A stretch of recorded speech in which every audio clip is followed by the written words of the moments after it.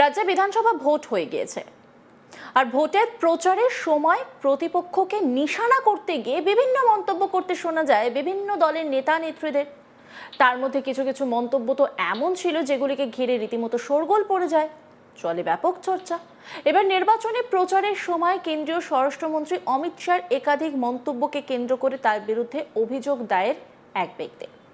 Bidhannagar police কমিশনারেটে cyber crime থানায় অভিযোগ দায়ের মানস সেন চৌধুরী নামে ওই ব্যক্তির। অভিযোগপত্রে অমিত শাহর 3টি বক্তব্য তুলে ধরেছেন মানস সেন চৌধুরী। অমিত শাহ সেই বক্তব্যগুলির একটি হলো, আপনারা মমতা দিদিকে ক্ষমতা দিয়েছিলেন, আর আজ মা মাটি মানুষের আদর্শ বিলুপ্ত হয়ে গিয়েছে এবং তার জায়গা দখল করে নিয়েছে মোল্লা, মাদ্রাসা ও মাফিয়ার সমীকরণ। দ্বিতীয়টি হলো, মমতার কোনো গুন্ডাই আপনাদের গায়ে হাত তোলার সাহস পাবে না। 5 তারিখের পরেই ভারতীয় জনতা পার্টির সরকার ক্ষমতায় আসতে চলেছে, তাই 23 তারিখে তোমরা নিজেদের ঘরের ভেতরেই থেকো, না হলে 5 তারিখের পর তোমাদের উল্টো করে ঝুলিয়ে আমরা সোজা করে দেব। তৃতীয় বক্তব্যটি হলো, আমি দিদির গুন্ডাদের বলছি 29 তারিখে ঘর থেকে বাইরে পা রেখো না, না হলে 5 তারিখের পর তোমাদের উল্টো করে ঝুলিয়ে সোজা করে দেব। চলুন শুনে নেওয়া যাক ঠিক কি বলেছিলেন অমিত শাহ। यहाँ पर भी मैं गुंडों को कहना चाहता हूं, 29 तारीख को घर के बाहर मत निकलना। अगर 29 तारीख को घर के बाहर निकले तो 5 तारीख के बाद उल्टा लटका कर सीधा करने का काम।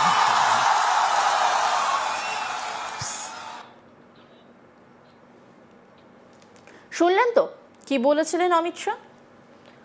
এবার চলুন এই বিষয়ে অভিযোগকারী মানস সেন চৌধুরী কি বলছেন শুনে নেওয়া যাক।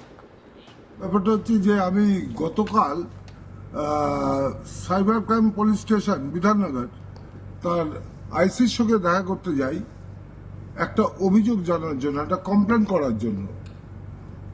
সেই কমপ্লেনটা যখন আমি করতে যাই, ওনারা সমস্ত কিছু পড়ার পরে, সমস্ত কিছু দেখার পরে ওনারা আমার কমপ্লেনটা নিতে রাজি হননি। প্রথমে বললেন যে এত দেরি করে কমপ্লেনটা করছেন কেন। আমি বললাম আমি গতকালই দেখেছি, দেখার পরে মনে হয়েছে যে এটা ভারতের গণতান্ত্রিক পরিকাঠামোতে এটা গণতন্ত্রের প্রতি অত্যন্ত একটা বিপজ্জনক ঘটনা। সেই জন্য একজন স্বাধীন ভারতের স্বাধীন নাগরিক হিসেবে আবার এটা একটা কর্তব্য বলে মনে করি যে কেউ, সে যে ব্যক্তি হোক না কেন, কেউ যদি আইনকে নিজের হাতে তুলে নিতে চায় তার বিরুদ্ধে নিশ্চয়ই অভিযোগ জানানো উচিত। সেই জন্য কি অভিযোগ ছিল আপনার? অভিযোগ ছিল যে ভারতবর্ষের স্বরাষ্ট্রমন্ত্রী একটা প্রকাশ্য সভায় বলেছেন টিএমসি গুন্ডের, উনি প্রথমে তো বলেছেন যে মোল্লা, মাদ্রাসা এবং মাফিয়া, মা মাটি মানুষের জায়গায় নাকি এটা হয়েছে, যেটা আমি মনে করি কোনো রাজনৈতিক দলকে কালিমালিপ্ত করার জন্যই যথেষ্ট। তারপরেও উনি যোগ করেছেন যে টিএমসি গুন্ডের আমি উল্টো করে ঝুলিয়ে সোজা করে দেব। তার মানে কি আইনটা উনি কন্ট্রোল করবেন? ভারতবর্ষের সংবিধান অনুযায়ী এখানে মহামান্য সুপ্রিম কোর্ট আছে, মহামান্য কলকাতা হাইকোর্ট আছে, জজ সাহেবরা আছেন। আপনার অভিযোগ নিয়েছে না, আমার তারা কেউ সিদ্ধান্ত নেবেন না, সিদ্ধান্ত নেবেন ভারতবর্ষের স্বরাষ্ট্রমন্ত্রী। যদি তাই হয় তাহলে এই কোর্ট কাছারির দরকার কি আছে? সমস্ত অভিযোগ আমরা স্বরাষ্ট্রমন্ত্রীর কাছেই দেব এবং উনি যেটা মনে করবেন এটা সঠিক সেটা সঠিক হবে, যেটা মনে করবেন বেঠিক হবে বেঠিক হবে। তাহলে এই কোর্ট কাছারি কিসের জন্য? আপনি কতবার গেছেন থানায়? শুনুন, আমি গতকালেও গেছিলাম, আজকেও গেছি, আজকে আমি উকিল নিয়ে গেছিলাম, সেটাও পর্যন্ত অভিযোগ জমা নেওয়া হয়নি। অভিযোগে কি লিখেছেন? অভিযোগে অভিযোগে কি লিখেছেন?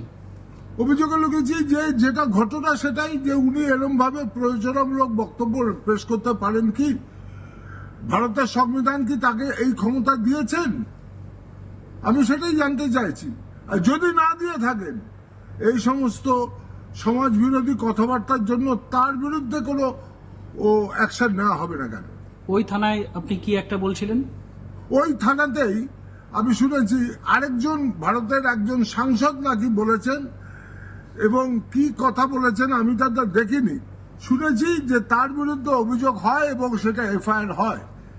যদি একই ধরনের যদি কোনো অন্যায় হয়, ভারতের সংবিধান বলে দিয়েছে মুখ দেখে নয়, রং দেখে নয়, প্রত্যেকটা অপরাধের সমান বিচার হবে।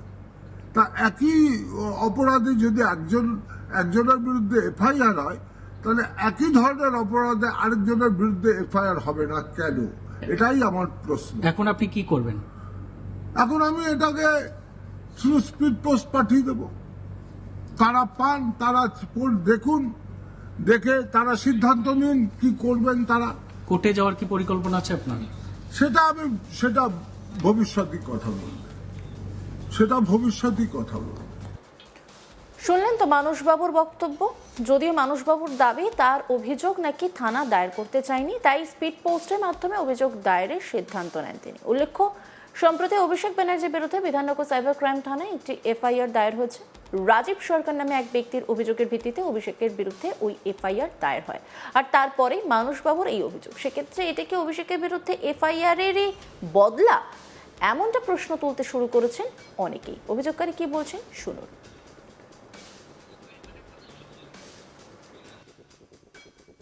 ওটা হচ্ছে যে আমি গতকাল cyber crime police station Bidhannagar তার আইসির সঙ্গে দেখা করতে যাই একটা অভিযোগ জানার জন্য, একটা কমপ্লেন করার জন্য। সেই কমপ্লেনটা যখন আমি করতে যাই, ওনারা সমস্ত কিছু পড়ার পরে, সমস্ত কিছু দেখার পরে ওনারা আমার কমপ্লেনটা নিতে রাজি হননি। প্রথমে বললেন যে এত দেরি করে কমপ্লেনটা করছেন কেন? আমি বললাম আমি গতকালই দেখেছি, দেখার পরে মনে হয়েছে যে এটা ভারতের গণতান্ত্রিক পরিকাঠামোতে এটা গণতন্ত্রের প্রতি অত্যন্ত একটা বিপজ্জনক ঘটনা। সেই জন্য একজন স্বাধীন ভারতের স্বাধীন নাগরিক হিসেবে আবার এটা একটা কর্তব্য বলে মনে করি যে কেউ, সে যে ব্যক্তি হোক না কেন, কেউ যদি আইনকে নিজের হাতে তুলে নিতে চায় তার বিরুদ্ধে নিশ্চয়ই অভিযোগ জানানো উচিত। সেই জন্য কি অভিযোগ ছিল আপনার? অভিযোগ ছিল যে অন্যান্য খবরের আপডেটের জন্য অবশ্যই নজর রাখুন আজ তাক বাংলার ইউটিউব স্ট্রিমিংয়ে। লাইক, কমেন্ট, শেয়ার এবং সাবস্ক্রাইব করতে ভুলবেন না।